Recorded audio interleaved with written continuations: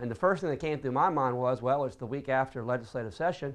Mark's probably out somewhere in the wilderness or in nature hiking somewhere, because that's what he's always done after legislative session ends. So I just figured he was out somewhere hiking, either at the farm or somewhere else. Okay. Well, I think it's interesting to note that the governor's political opponents in Columbia are the ones that initially contacted the press and started this whole "where is the governor" story. If they had called me, I could have told him that he's either at the Coosaw farm or he's out fishing somewhere or hunting somewhere. He's done that for the 5 years that I worked for him as his chief of staff and a senior staff member. He always finishes up the session, which ended last Tuesday, and takes off somewhere for 5 or 6 days to clear his head, and then comes back in and gets right back at it. So I'm really not sure what all the hullabaloo was about. I'm not in this position right now. My heart did go out for staff yesterday. I mean, look, this governor is not a conventional governor. I mean, this governor likes to go outside. This governor likes his freedom. He enjoys, hiking and being by himself and processing thoughts. It's just one of those things where he gets his head clear for 5 days, goes hiking on the Appalachian Trail.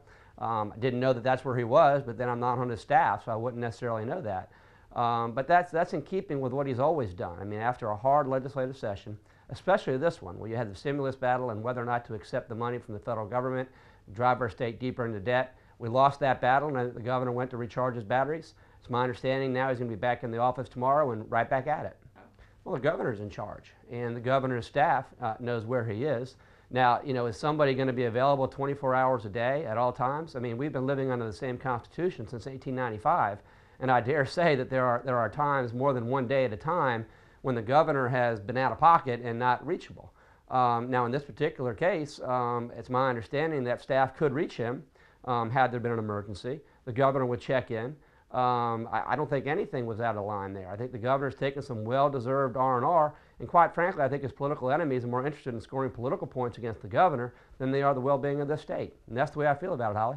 I have known Mark Sanford for 30 years, and I've been a close friend of Jenny and Mark's for ever since they were married 25, 26 years ago. And I've seen him raise his children. There is no person who loves his sons more than this governor does. And I have seen him on many occasions, take off to see a soccer game or to see a t-ball game.